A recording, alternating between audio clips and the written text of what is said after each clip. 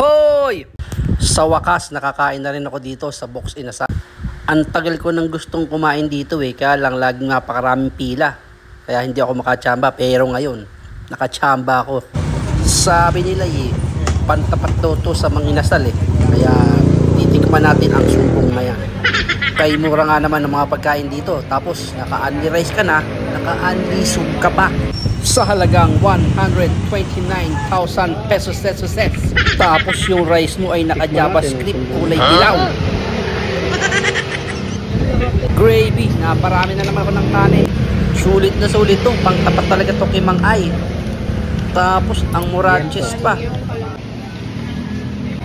Masarap din yung liempo.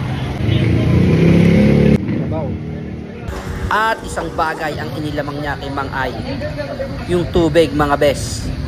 Purified, masarap, hindi lasang tap.